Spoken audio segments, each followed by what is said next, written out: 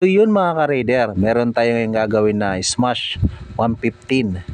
So ikukumpara natin to mga ka-raider sa bagong motor ngayon, yung RS125 Fi. Titignan natin yung specs niya kung bakit tinawag siyang legendary. Kung mapapansin nyo, pagdating dito sa bore, hindi sila nagkakalayo. Kahit na Smash 115, tapos ito ay RS125. Sa Smash 51mm, pagdating dito sa RS125 is 52.4 mm. Ang difference lang nila is 1.4 mm. Napakaliit. 1.4 mm, makakasing nipis to ng piso mga ka-raider. At ito yung malaking advantage ng Smash. Sa Smash, weight, may langis, saka may gas na 99 kilograms. Samantalang itong RS125, dry weight 101 kilograms. Wala pang langis at oil yan. At pagdating dito sa horsepower at saka sa torque, hindi rin naman sila nagkakalayo. So dito mga ka-raider, correct me if I'm wrong, ang pagkakaunawa ko dito, sabi the higher the torque, the greater the engine's driving force to carry a heavier load of a consistent low speed. So ibig sabihin mga ka-raider, sa sibatan o ahonan.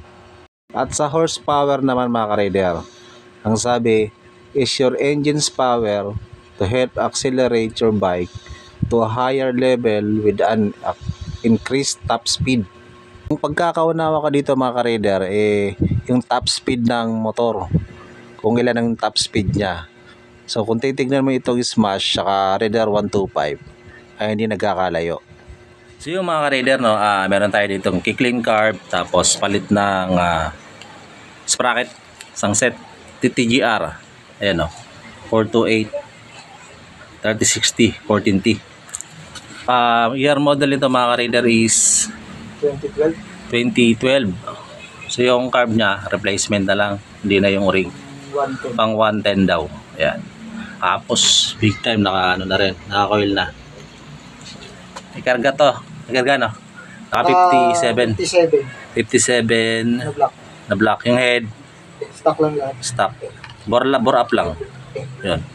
Maganda humatang mga ka-raider. Kaso sa carb nga niya, medyo pagka mataas na yung RPM, medyo bibitin na hagok. So gagawin natin ng paraan.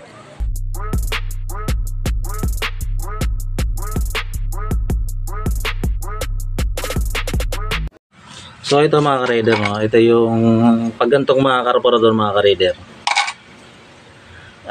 Mas maraming turns to mga ka-raider. Yung iba nahirapan dito sa nilinisan na, nakabit na, nahirapan na sila i-start. Yun ang kadalasan mga ka-raider. Pero kapag kasi nakagawa na ako ng Smash huwag ko anong model yun, pero old model din yun. So kailangan hilutin mo to ng maigi mga ka-raider sa tonuwa niya bago siya ma-start. Tapos chochok mo muna. Ayan mga ka-raider, ito yung pilot jet niya. Ayan o, maliit yan, tapos walang number na nakalagay. Wala ko yung aftermarket kung may number na. Tapos ang main jet niya, ito. So ito mga ka-raider, sabi ko ay naka 57 naman na siya. Sabi ko mas maganda rito yung mga 24 na karburador para maganda yung pasok ng gas kasi malaki na yung bore niya. Pero dito so far wala pa naman. Ito muna ang gagamitin niya. Tapos napansin ko rin dito, medyo okay na rin mga ka-raider kasi sinirip ko yung butas. Ayan may kalakihan, pero maliit yung carb. So medyo okay na rin to para hindi mag-init ng maigi yung makina niya. Kasi malaki yung bore tapos kulang sa gas, malamang mainit sa makina yon. Pero as of na gamit ko kanina, hindi naman siya mainit na mainit. Yan dapat mainit na mainit pa to kung kinukulang sa gas.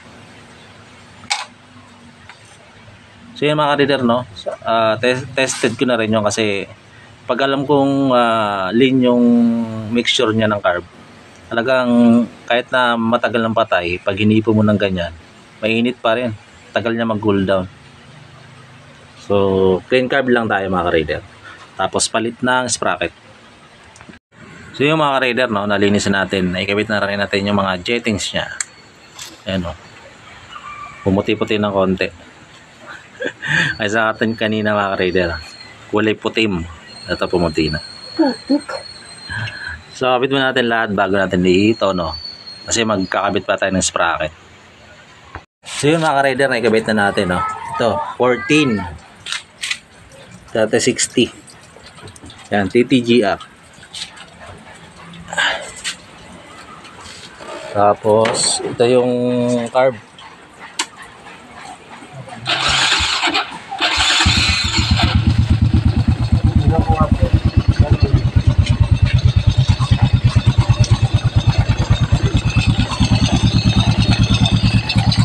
Ito yung minor niya mga ka-rider. Ayan. Naka-mushroom. Ang size ng mushroom mo? Ayan, nakalagay lang 45-48. Yan, tahimik mga ka-rider.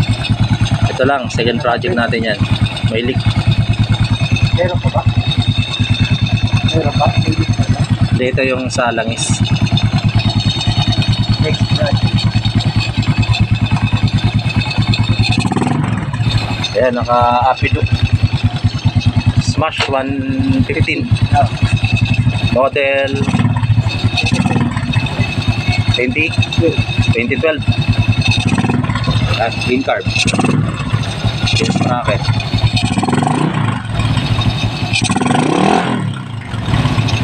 Ayan, walang backfire.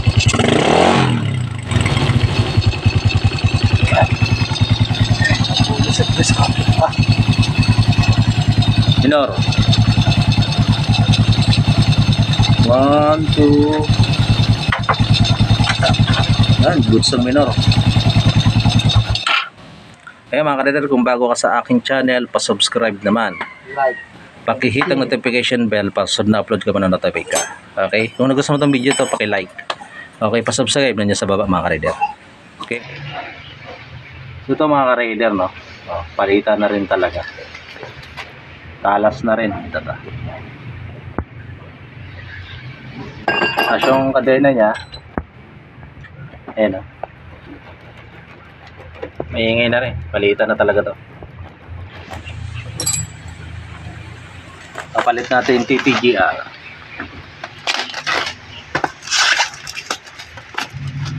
So ito pala mga ka-rider, Usaki, no? Usaki. Ilan taon? 3. 3 years. Usaki. Isang set yun? Oo. Isang set.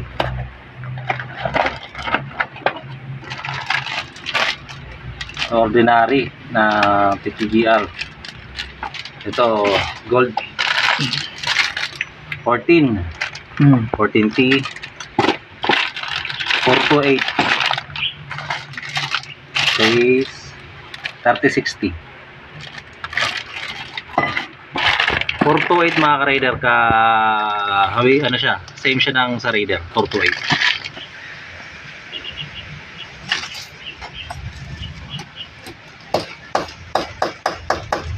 Hindi mo din kung ano yung ginagawa mo.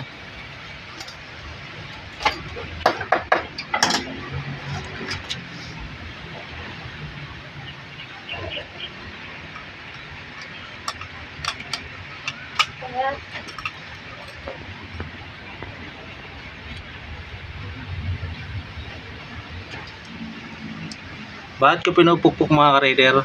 Ayun o, nakaumbok na para paglapat mo suwabe.